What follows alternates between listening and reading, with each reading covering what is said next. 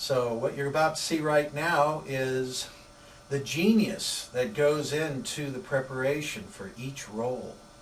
And as you'll see, they are a splendid group of actors. What? Yes. What is your name and what part are you playing this evening? I am the Marquis de Mascaret. I am the Vicomte de Jorelet. I've been called Mr. Capote at times, but in this particular play I am Gorgibus. And how about lighting? Was there a light designer?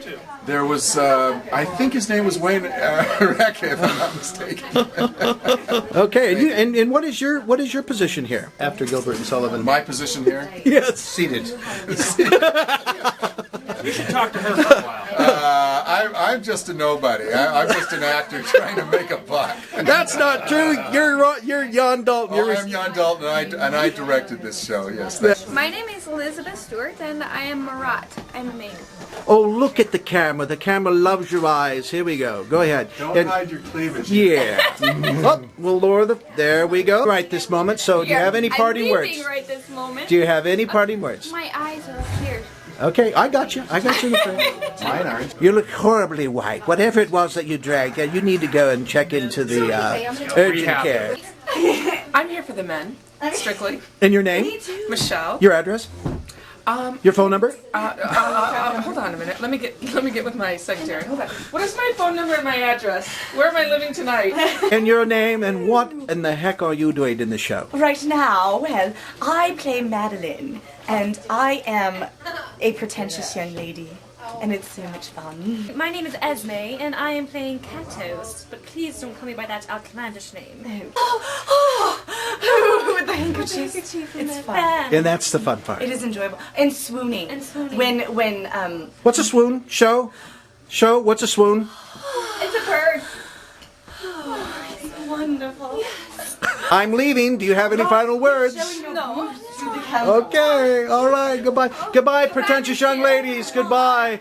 Goodbye. Yeah, next time I'd like to get paid. Snowsuit coat that I've got, you know. I look like one of them. My name's George. I know what has caused them to snub us. It is this pretentious manner which first infected Paris and now has spread throughout the entire countryside. Quickly, prepare to the inner chamber with the Silver Beauty Counselor. Dear me. What sort of creature is that? Talk Christian to me if you want me to understand. Fetch us the mirror, fool, and make sure that you don't soil the glass by the reflection of your image in it.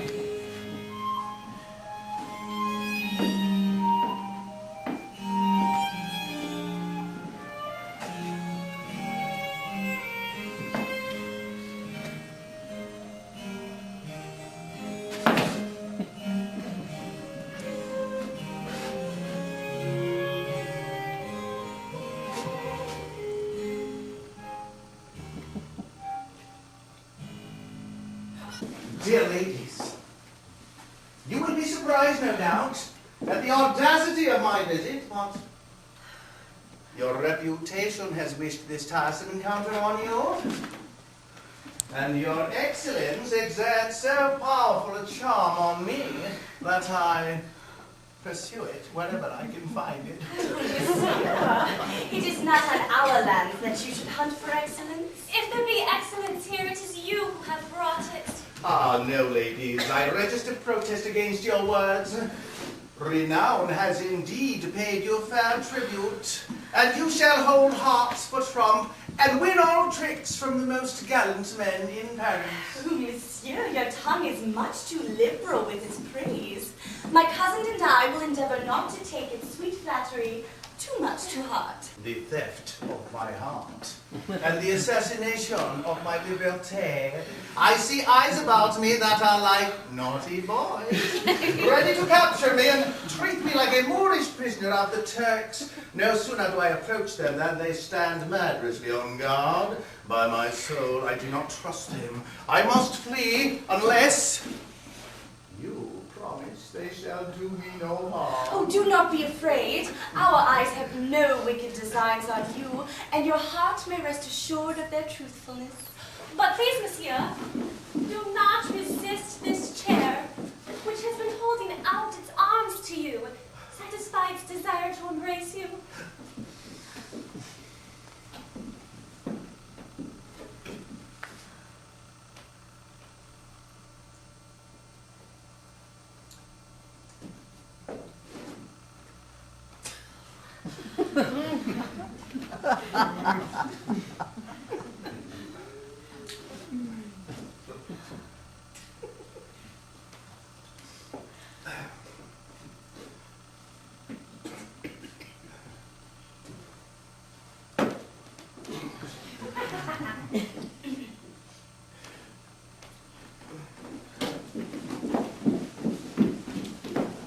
What do you say to Paris?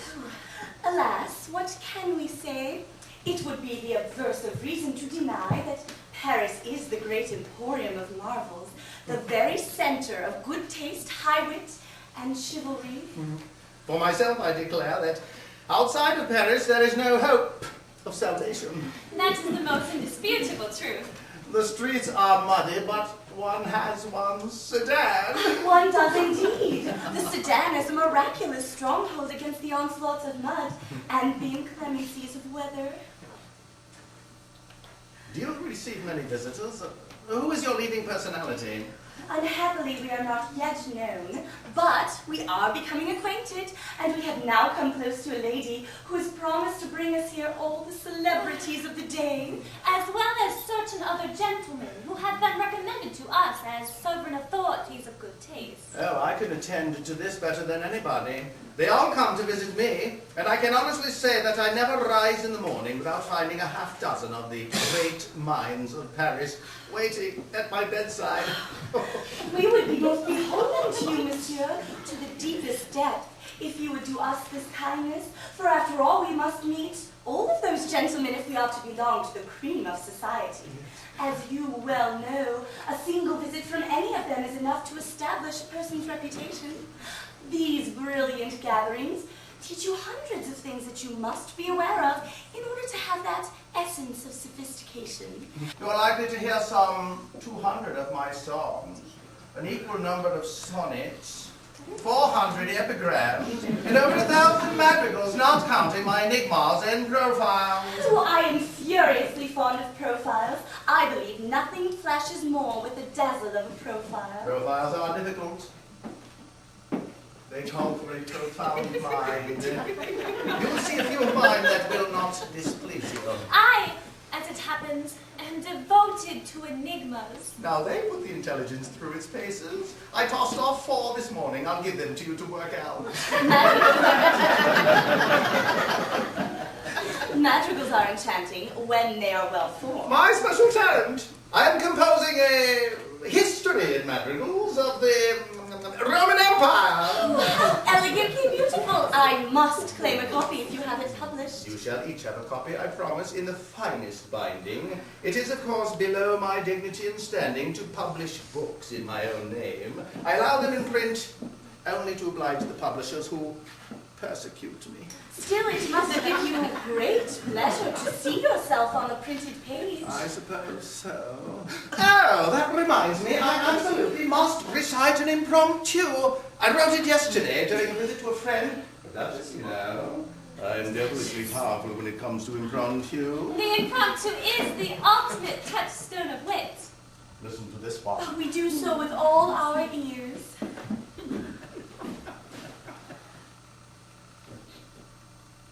oh, oh, oh. No heed I took, fearing no harm, at you I look. Your sly little eye stole my heart. Oh, grief. Stop thief! Stop thief! Stop thief! Stop thief! Stop thief! Stop thief! Heavenly! Expressed with the utmost delicacy. Everything I do has that spontaneous touch. It never reeks of the intellectual, or even the scholar. It is the other end of the universe. Did you notice the opening? Oh, oh. Something extraordinary has happened, and so, oh, oh. Like a man who becomes aware all of a sudden. Oh. Oh. A surprise. Oh, oh. It is such an expressive oh. Well, it doesn't seem like much. What are you saying? Oh, this is the sort of thing we can never have enough of. Oh, nothing less. I would have rather written that oh, oh, than an epic poem. My God, but you have good taste. Quite good. What do you like? No heed I took, meaning I was not watching out when I should have been, meaning I should have been on guard.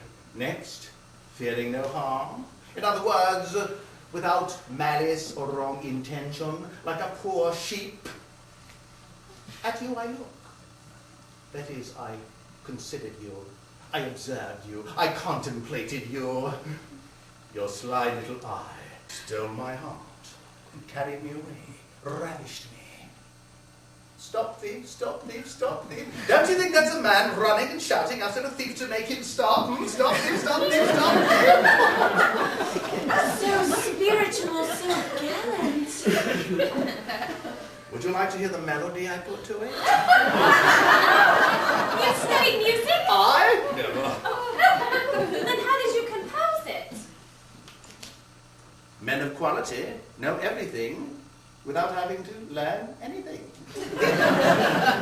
Of course, dear. And tell me if you like the melody.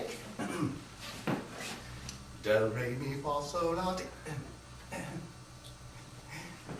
Do, re, mi, fa, sol, la, ti.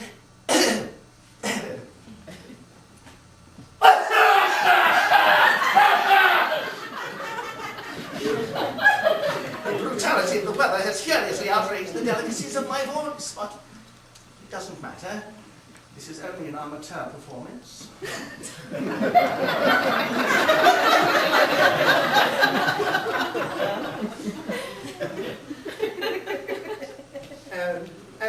Oh, no heed I took, fearing no harm, at you I look. Your sly little eye stole my heart. Oh, grief! Stop thief, stop thief, stop thief, thief, stop thief, stop thief, stop thief, stop thief, stop thief.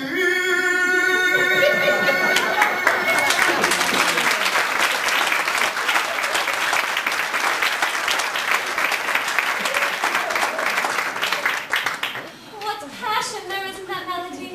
I could die of it. Positively crammed with chromatics. Don't you think the thought is admirably expressed in the singing? Stop, stop, stop, thief. A man crying out with all his might, stop, stop, thief, and then suddenly, out of breath, stop, thief. That is indeed knowing the inner sense of things, the inmost inner. Oh, it is marvelous, I assure you. I am captured by the melody and the words. I have never been exposed to anything so forceful. Whatever I do comes to me naturally, without study. Well, nature has treated you like an indulgent mother, and you are a spoiled child.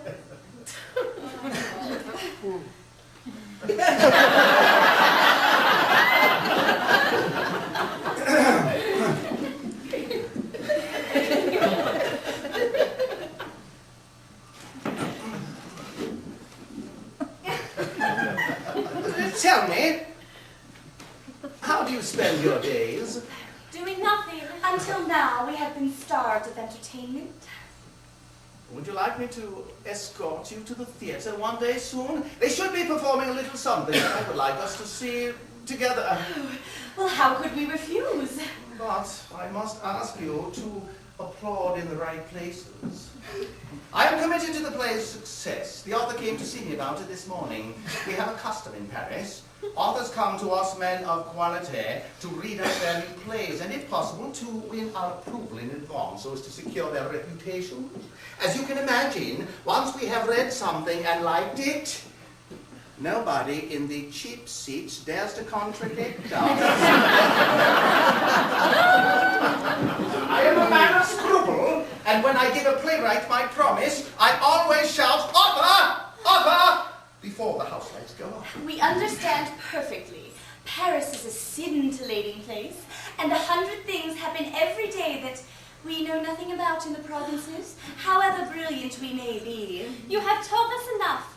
Now that we know, we will do our duty and proclaim our admiration in the right places at every word that is spoken. I may be wrong, but you look to me like somebody who has written a play. Well, I don't deny there may be something in what you say. We must see it. Between ourselves, I have written a play which I intend to have performed. Oh, which company will you give it to? What a question. Naturally, the civic players. They're the only ones who know how to play for effect. The others, for example, Theatre North, are ignorant fellows who talk like people. They don't know how to snort out their lines. Or to pause to make a strategic point. After all, how can we recognize a fine line if the actor doesn't pause to warn us that it is time to show our appreciation? That is the only way to let the audience feel the beauty of a work. Lines are worth no more than what the actors endow them with. By the by, what do you think of my accoutrement? Don't you find them well suited to this outfit? Wonderfully well. The ribbon is well matched, don't you think? Furiously well. It is pure Paris. What do you say to my garters? They look terribly bright. Without boasting, I must mention that this coat is 4 inches longer than that of anyone else. I have never seen such elegant elegance. Now bring your nasal passages within perfume range of these gloves. Oh, their odor is terrifically good. I have never breathed a more elusive fragrance. Now.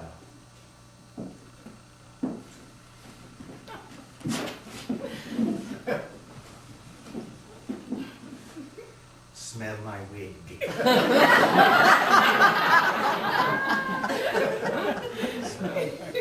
Oh, how subtle. It touches the sublime deliciously. You haven't mentioned my clothes. What do you think? Oh, paralyzingly beautiful. Can you believe this headpiece cost me a whole gold coin? I am obsessed. I only buy the finest. You and I are one, impeccably particular about clothing, right down to my understockings.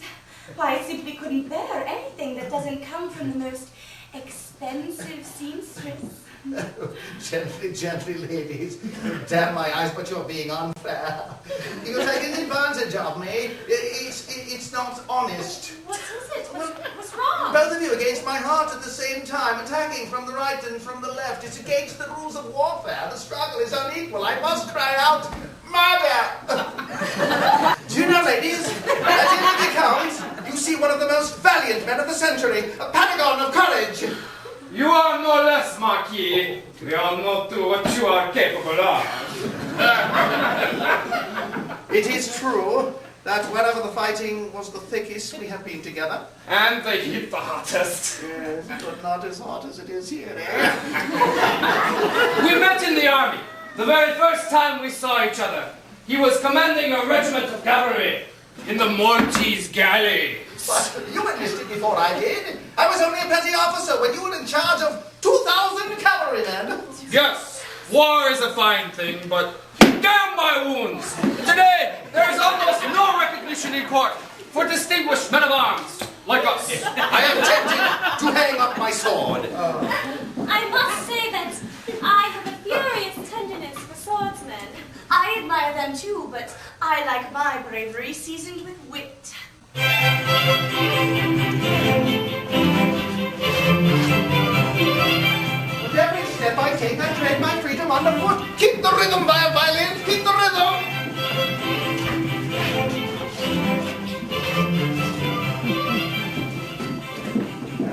nor am I impossible to follow their beat.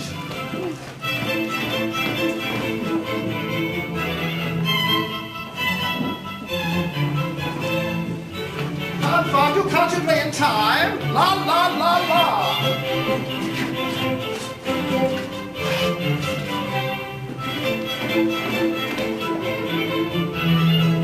A firm beat, you rural